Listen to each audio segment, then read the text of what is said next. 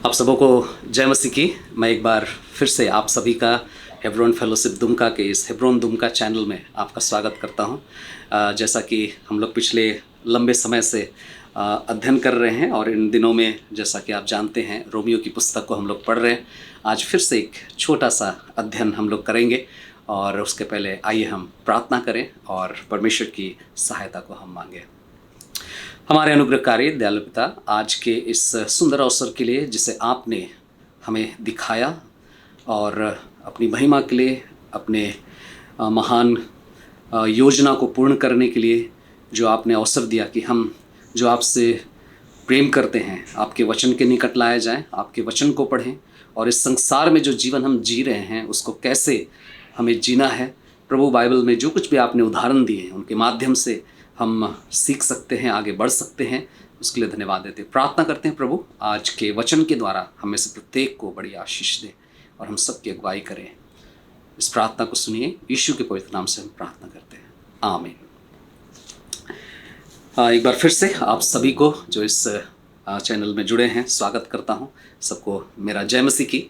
दुमका से मैं हूं और परमेश्वर के वचन को लगातार जो हमारी मंडली के लोग हैं उनके लिए और साथ ही साथ अगर कोई परमेश्वर के वचन का अध्ययन करने का क्रमानुसार अध्ययन करना चाहते हैं, सिस्टमेटिक वे में अध्ययन करना चाहते हैं, एक पद के बाद दूसरा पद, एक खंड के बाद दूसरा खंड, तो आप ज़रूर इस चैनल को सब्सक्राइब करें और उसके बाद फिर परमेश्वर के वचन को सीखने के लिए आप आगे बढ़ें। तो आज का जो भाग है वो हमें मिलता है रोमियो की पत्री, उसका दूसरा अध्याय, और उसका आज हम लोग 1 पद से लेकर के 5 पद के बीच का जो भाग है उसके दूसरे और तीसरे पद को देखेंगे। तो मैं आपके लिए पहला, दूसरा और तीसरा पद पढ़ रहा हूँ। रोमियो की पत्री उसका अध्याय 2 और उसके 1, 2 और 3 पद को यहाँ पर हम लोग देखते हैं, लिखा है, अतः हे दोष लगाने वाले, तू कोई क्यों ना हो निरुत्तर है, क्योंकि जिस बात में तू दूसरों पर दोष लगाता है उसी बात में स्वयं को दोषी ठहराता है। क्योंकि तू जो दोष लगाता है स्वयं भी वैसे ही कार्य करता है, और हम जानते हैं कि ऐसे कार्य करने वालों पर परमेश्वर के दंड की आज्ञा उचित ही होती है। हे मनुष्य, तू जो दूसरों पर ऐसे कार्य करने का दोष लगाता है और स्वयं ही वे कार्य करता है, क्या यह समझता है कि तू परमेश्वर के दंड की आज्ञा से बच जाएगा? ये बहुत ही सुंदर हिस्सा है, सुंदर भाग है, जिसको हम सब देख सकते हैं कैसे परमेश्वर ने जो छुटकारा दिया, जो अवसर दिया, उस छुटकारे का कितना बड़ा महत्व है और कैसे हम इस संसार में जीवन को जीते हैं और हमारा पुराना जीवन कैसे था, हम उन हर एक बातों को देखते हैं। तो जो 2 अध्याय का 1 से 16 पद है वो हम देख रहे हैं कि परमेश्वर का प्रकोप किस प्रकार से कपटियों के ऊपर पड़ता है और परमेश्वर क्यों न्याय करता है, उस कारण को हम लोग देख रहे हैं, जो कि पहले पद से लेकर 5 पद के बीच में हमें जानकारी मिलती है। और इसका जो पहला हिस्सा था, जो पहले पद में हम देख रहे थे कि कपटी के पाप के वजह से कपटियों पर परमेश्वर का प्रकोप है, और यह हम देख रहे थे कि क्योंकि परमेश्वर ही दोषी ठहराता है और क्योंकि यह परमेश्वर का ही कार्य है, दोषी ठहराने का कार्य जो है वो परमेश्वर का ही है, हम इसे देख रहे थे। तो कपटी का जो पाप है उसके कारण परमेश्वर का प्रकोप है, और या ये कह लीजिए कि जो न्याय है उस न्याय का कारण स्वयं कपटी का पाप है। दूसरी बात जो हम पाते हैं वो है कपटी की बात ना, हम कह सकते हैं कपटी जो कहता है, उसके जो कथन है, उसके वजह से वो एक कारण है ना, वो एक कारण है जो न्याय का कारण है। तो आज हम उसी पर बात करेंगे। कपटी का जो वाक्य है, कपटी के जो कथन है, वो जिसके वजह से न्याय होता है। यहाँ पर जैसे हम लोगों ने पढ़ा 2 और 3 पद में, जैसे पौलुस कहता है, लेखक कहता है कि हम जानते हैं कि ऐसे कार्य करने वालों पर परमेश्वर के दंड की आज्ञा उचित ही होती है।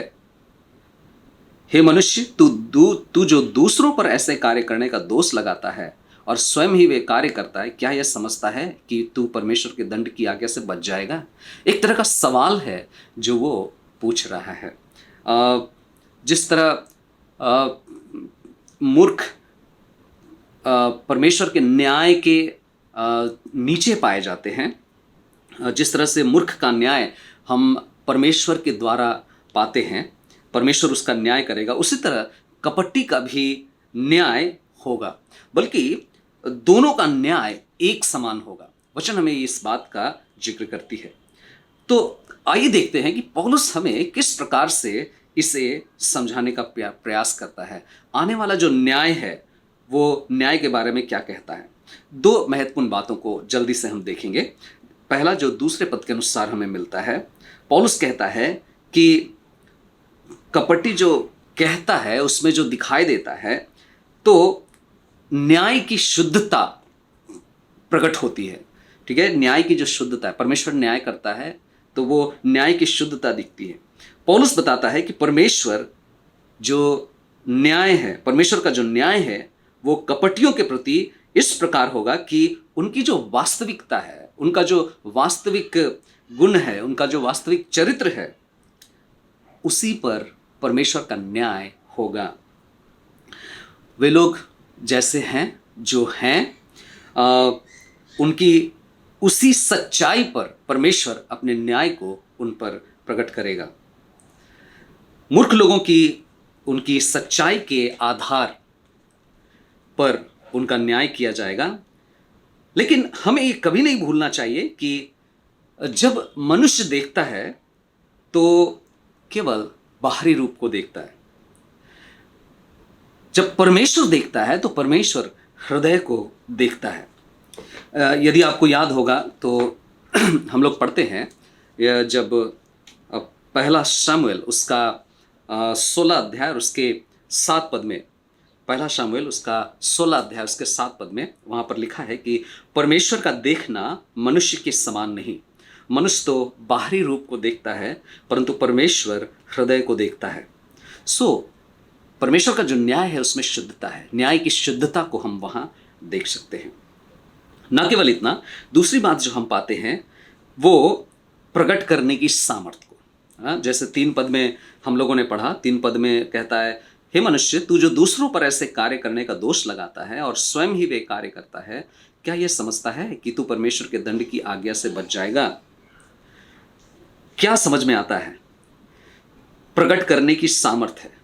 ठीक है, प्रकट करने की सामर्थ्य है। जब कोई भी जन किसी पर दोष लगाता है, दोष लगाना मेरे ख्याल से हम सब लोग जानते हैं और हमें पता है, कई बार हम भी लोगों के द्वारा दोषी ठहराए जाते हैं और कई बार हम लोग भी दूसरों पर दोष लगाते हैं। यहाँ पर बात हो रही है एक कपटी वो होता है, एक कपटी जब व्यवहार करता है, दोष लगाने का काम करता है। जब कोई व्यक्ति किसी पर दोष लगाता है तो दोष लगाने की क्रिया ही दोष लगाने वाले को दोषी ठहराता है। दोष लगाने का जो कार्य है वो ही दोषी ठहराता है। वो एक प्रकार का कार्य में इन्वॉल्व हो जाता है, दोषी ठहराने के कार्य में शामिल हो जाता है। और ये एक हृदय की बात है, क्योंकि ये हृदय की बात है। मन में जो कुछ चलता है वही मुंह में निकलता है और उसी के द्वारा मनुष्य किसी पर दोष लगाता है। हम में से प्रत्येक जन इस बात को जानते हैं कि अपने आप दोष नहीं निकलता है। मन में बहुत समय से जब कुछ ऐसी चीज़ें रहती हैं, मन में किसी के प्रति ईर्ष्या, जलन, कई बातें रहती है, तब इस प्रकार के कार्य या मुंह से ऐसे शब्द निकलते हैं। कई बार ये संभव है कि आप और मैं बाहरी रूप से पूर्णतः साफ दिखते हों, लेकिन परमेश्वर जब देखता है ना, वो हमारे हृदय की ओर देखता है, हमारे हृदय की गहराई में, हमारे हृदय के भीतरी अंतरात्मा में वो झांकता है। जब परमेश्वर हमारे हृदय को झांकता है, याद रखिए, कई बार हम अपने मन को नहीं जानते, हम अपने हृदय को नहीं जानते, लेकिन परमेश्वर हमारे हृदय को जानता है। जब तक हम प्रभु यीशु मसीह के साथ अपने रिश्ता को नहीं जोड़ेंगे, तब तक हमारे हृदय के जो विचार हैं वो ठीक नहीं हो सकते। और ये उन प्रत्येक के साथ हो सकता है जो कपटी है, और उनके साथ भी हो सकता है जो विश्वास तो करते हैं लेकिन प्रभु यीशु मसीह के साथ प्रतिदिन के जीवन में एक गहरे संबंध में नहीं पाए जाते। कि जब तक हम प्रभु यीशु के साथ रिश्ता नहीं जोड़ते, अपने संबंध को ठीक नहीं करते हैं, हम परमेश्वर से निर्दोष साबित नहीं किए जाएंगे। बहुत सारे लोग, बाइबल में एक उदाहरण है जो लूका रचित सुसमाचार उसके 15 अध्याय में मिलता है। बहुत सारे लोग हैं जो उड़ाव पुत्र के बड़े भाई के समान हो जाते हैं, बड़े भाई की तरह हो जाते हैं। लूका उसका 15 अध्याय उसके 11 पद से लेकर के 32 पद तक जब हम लोग पढ़ते हैं तो वहाँ पर एक बहुत ही सुंदर घटना हम पाते हैं कि छोटा भाई, जिसको उड़ाव पुत्र के नाम से जाना जाता है, जो कि अपने सारे धन संपत्ति को लेकर के उड़ा देता है, दूर देश चला जाता है, अपने पिता से छुटकारा पाना चाहता है। लेकिन जब वो अपने हिस्से का सारा संपत्ति लेके जाता है, जब वो सब कुछ उड़ा देता है और उसके पास कुछ नहीं बचता है, तो वो लौट करके आता है। और जब लौटता है वहाँ पर वो पश्चाताप करता है। जब वो महसूस करता है कि मैंने एक बुरा जीवन जिया है और इस बुरे जीवन से मुझे मन फिराने की ज़रूरत है। अगर इससे मैं मन नहीं फिराऊंगा तो मेरी दशा बिगड़ जाएगी, मैं नाश हो जाऊंगा और मेरा कोई अस्तित्व नहीं रहेगा। वो जब लौटता है सच में पूरे मन से वो पश्चाताप करता है। और हम देखते हैं बहुत सुंदर दृश्य है वहाँ पर कि छोटा भाई जब अपने बुरे जीवन से मन फिरा लेता है तो वो अपने पिताजी के पास आना चाहता है, वहाँ पहुँचना चाहता है। लेकिन यहाँ पर अगर आप उस भाग को आपने पढ़ा है तो आप ज़रूर देख पाएंगे कि इसके बुरे जीवन से मन फिराने की जो क्रिया है उससे बड़े भाई को काफ़ी चोट पहुंचता है। बड़ा भाई ये नहीं चाहता है। उसके मन में जो था बड़ा विद्रोह था, बड़े भाई के मन में विद्रोह था। अपने छोटे भाई को मन फिराते हुए देखकर, छोटे भाई को घर वापस लौटते देखकर वो बिल्कुल भी पसंद नहीं किया। और ये ठीक उसी तरीके का एक छोटा सा उदाहरण है जहाँ पर हम देख सकते हैं कि जो प्रभु को जानने वाले लोग भी कई बार प्रभु में अगर कोई बढ़ रहा है, प्रभु की निकटता में कोई आता है तो उसको देखकर सह नहीं पाते हैं और मन में वो खिलाफ हो जाते हैं, ठीक उन लोगों की तरह जो परमेश्वर की दृष्टि में दोषी हैं, उनके समान व्यवहार करने लगते हैं। ये एक बहुत ही महत्वपूर्ण भाग है जिसको हम लोगों ने देखा। जल्दी से हम लोग 4 और 5 पद को भी देख लेंगे, जहाँ पर हम पाते हैं ना केवल 2 और 3 पद में कपटी का कथन क्या है जिसकी वजह से वे न्याय के कारण में पाए जाते हैं। 4 और 5 पद में आप देखिए, वहाँ पर आप पाएंगे कि कैसे कपटी एक ऐसी स्थिति में है जहाँ पर एक शर्म महसूस करता है। और यहाँ पर 4 और 5 पद में इस प्रकार लिखा हुआ है, या तो उसकी कृपा, सहनशीलता और धैर्य रूपी धन को तुच्छ जानता है और नहीं जानता कि परमेश्वर की कृपा तुझे मन परिवर्तन की ओर ले आती है। कपटी का एक स्वभाव जो है वो एक पापी स्वभाव है और उसके इस पापी स्वभाव को हम यहाँ पर देख सकते हैं। कपटी का पापी स्वभाव यहाँ पर दिखाई देता है जो 3 प्रकार से है, जिसमें से पहले प्रकार को हम देखेंगे। 3 सच्चाई जिसके कारण से परमेश्वर का जो न्याय है उन पर आएगा। और ये बड़े कपटी के लिए एक शर्मनाक बात होगी, एक लज्जाजनक बात होगी। पहली सच्चाई जो है वो ये है कि परमेश्वर की आशीष से आनंदित होता है। परमेश्वर की आशीष से वो आनंदित होता है। इसका क्या मतलब है?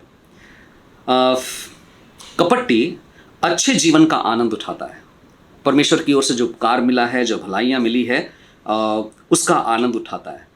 परमेश्वर तो न्याय करने वाला है, इसलिए परमेश्वर उस पर क्या किया है, उसको अपनी दया दिखाया, उस पर भलाई के कार्य किए, उसको जो जरूरत था उसको उसने प्रबंध किया है। तो परमेश्वर जो कि कृपा दिखाया, लेकिन कपटी क्या सोचता है? कपटी सोचता है कि उस कृपा के किए जाने से परमेश्वर मेरे साथ है। ओके, कपटी सोचता है कि परमेश्वर मेरे साथ है। परमेश्वर जो दया दिखाया बहुत सारे लोग होते हैं जो लोग पाप और अपराध में पाए जाते हैं, बहुत सारे लोग हैं जो पापों से मन नहीं फिराए हैं, फिर भी वो परमेश्वर की आशीषों को पाते हैं।